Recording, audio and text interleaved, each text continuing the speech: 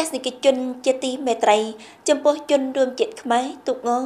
មិនត្រឹមតែជាមធ្យោបាយធ្វើដំណើរតាមផ្លូវទឹកពីសម័យមុនឬសម្រាប់ប្រណាំងនោះទេថែមទាំងបង្កប់នូវជំនឿមនោគតិផ្សេងៗជាច្រើនទៀត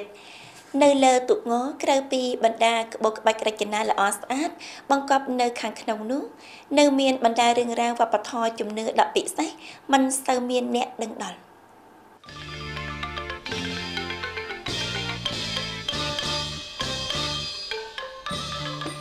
តាមដងខ្លួនរបស់ទូកងត្រូវបានរចនាឡើងយ៉ាងពិសេសយោងទៅតាមក្បាច់រចនាដែលវិចិត្រករច្នៃប្រឌិតដោយឡែកពីគ្នាគ្មានទូកណាដូចទូកណានោះទេក៏ប៉ុន្តែបណ្ដាក្បូរក្បាច់រចនាទាំងនេះនៅតែយោងតាមប្រភេទក្បាច់ទាំង3ក្រុមគឺក្បាច់អង្គក្បាច់ភ្ញីភ្លើងនិងផ្កាភ្ញីគ្រប់ទូកង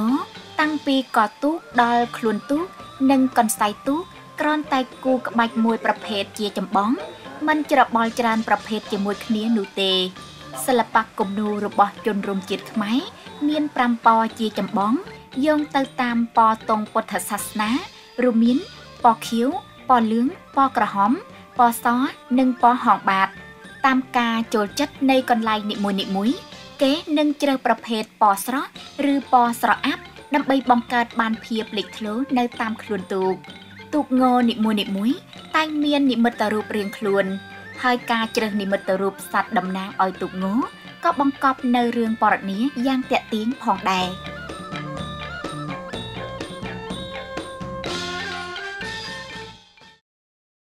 បាទវត្តសេរីមនីសង្កែតាំងពីដើមមកជ្រើសរើសនៅរូបមហារំអិលបាទមហារំអិលនេះទុកដូចជាអ្នកដែលខ្លាំងក្លាបំផុតជាកូនរបស់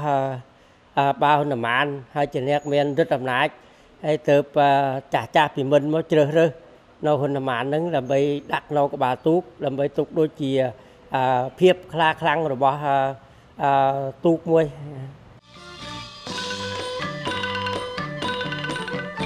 ទន្ទឹមនឹងសត្វតំណាងយើងតែងឃើញនៅលើទូកងនីមួយៗសត្វតែមានភ្នែកទាំងគូបានច្នៃឡើងយ៉ាងប្រណិត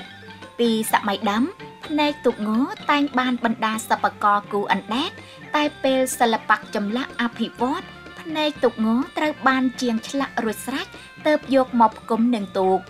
ក៏ប៉ុន្តែទោះបីជាគូឬឆ្លាក់ក៏ដោយភ្នែកទូកងតែងបានធ្វើឡើងយ៉ាងផ្ចិតផ្ចង់ការដែលគូភ្នែកទូកឬផ្គុំភ្នែកទូកក៏បំពាក់ទៅដោយជំនឿមនោគតិយ៉ាងច្រើនតែងបានបកស្រាយទៅតាមទស្សនៈផ្សេងគ្នាតែភាគច្រើនអ្នកស្រាវជ្រាវចាត់ទុកថាទំនៀមគូភ្នែកអណ្ដែតឲ្យទូកង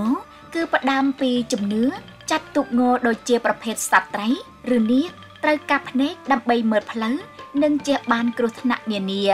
ទស្សនៈនេះដូចទៅនឹងទំនៀមគូភ្នែកទូកកប៉ាល់នានាដែលមាននៅច្រើនកន្លែងផ្សេងទៀតផងដែរ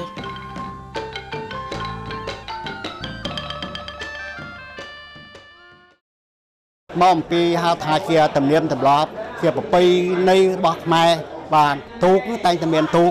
មានភ្នែកឧទាហរណ៍ដូចថាភ្នែកនេះសម្រាប់មើលសម្រាប់បំភ្លឺផ្លូវតាមផ្លូវទឹកឬផ្លូវគោកអានឹងតែងតែមានហើយភ្នែកគឺថាគេទូគួរឲ្យកាត់សម្គាល់នេះគឺថាខ្ញុំបាទគឺថាសពបង្ហាញនៅអាឡែងភ្នែកទូកបាទហើយគឺថាឆ្លងបញ្ចាំងមើលគឺថាទូកវត្តណាក៏ដូចទូកវត្តណាដែរមានគ្រប់តែវត្តទាំងអស់បាទតែបើសិនជាទូកគ្មានភ្នែកហាក់បីដូចជាមនុស្សយើងអញ្ចឹងណាគឺថាมันអាចមើលផ្លូវបានដូចជាពិការភ្នែកអញ្ចឹងតាហើយដូចជាឥឡូវយើងនិយាយឲ្យថែមបន្តិចទៅដូចជាទូកតាមបាងទូកអីផ្សេងទៅតែគេមានទូកដែរហើយមានភ្នែកគេដែរទេថាអញ្ចឹងគេមានភ្នែកគេដែរគួរសម្គាល់បើសិនណាជាយកឧទាហរណ៍ដូចជាភ្នែកសត្វផ្សេងក៏វាមិនស័ក្តិសមជាមួយទូកងគឺថាប្រវែងវែងដូចជាឡែកសត្វនាគជាដើមគេថាដូចជាសត្វនាគមើលទៅមិនយើងឃើញថារូបភាពទេយើងមិនដែលឃើញនាគរស់ទេបាទមើលគឺថាដូចជាសត្វនាគមួយហើយគួរឲ្យកត់សម្គាល់បាទ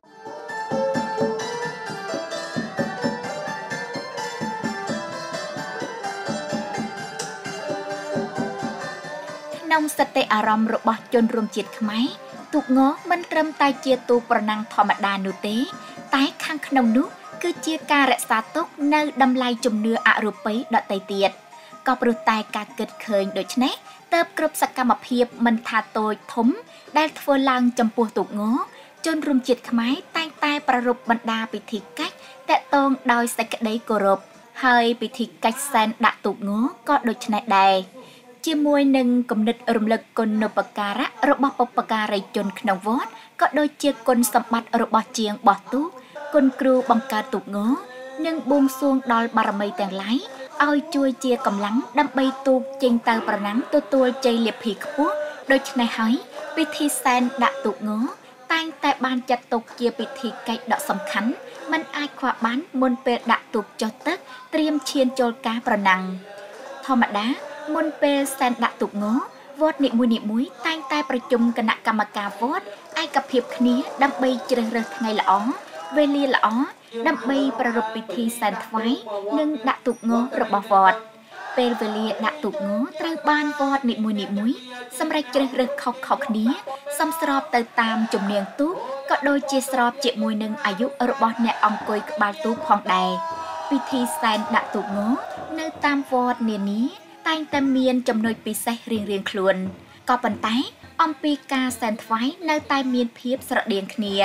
បន្ទាប់ពីឯកភាពគ្នាអំពីពេលវេលាសែនទូកនិងជ្រើសរើសបានអ្នកតំណាងប្រារព្ធពិធីសែនទូកគឺដល់ពេលវេលាបានកំណត់អ្នកតំណាងប្រារព្ធពិធីសែននិងចាប់ផ្ដើមសែនថ្វាយតាមរបៀបដែលបុរាណលោកបន្សល់ទុក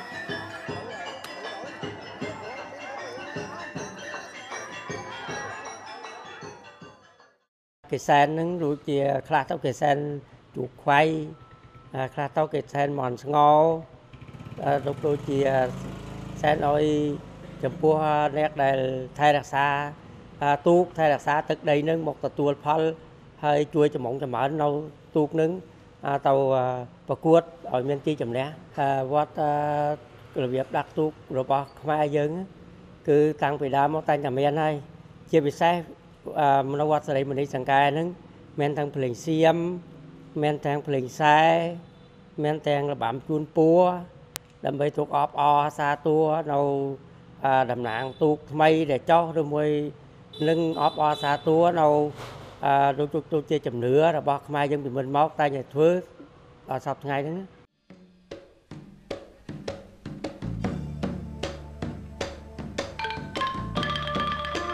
ប្រសិនជាក្នុងពិធីអាពាហ៍ពិពាហ៍យើងអាចជួបនឹងវង់ភ្លេងខ្សែ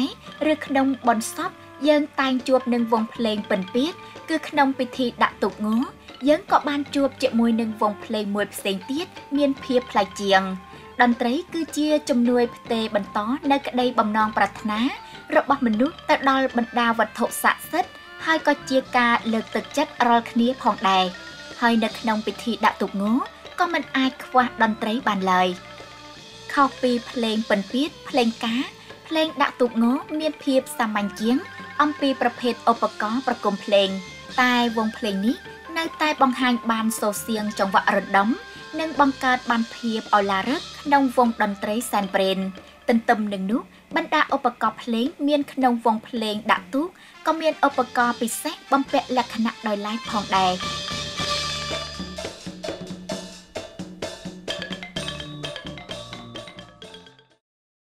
បាទឧបករណ៍នេះថា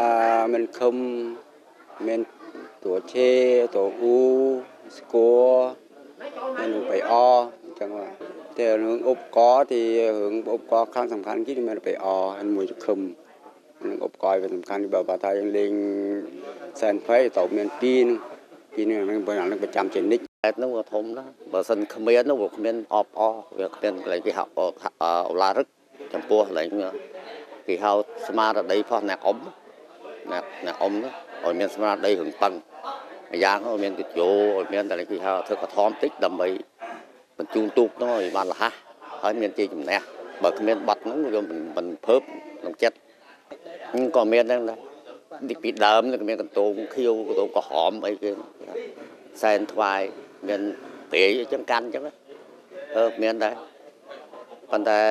ដល់សម័យនេះគឺថាវានៅដែរបាទនៅតិចហើយភ្លេងដែលសែនថ្វាយភ្លេងផ្សេងសែនថ្វាយរូបរៈតេតាអីចឹងឲ្យជួយគាំពេលទៅបានជ័យជំនះអញ្ចឹង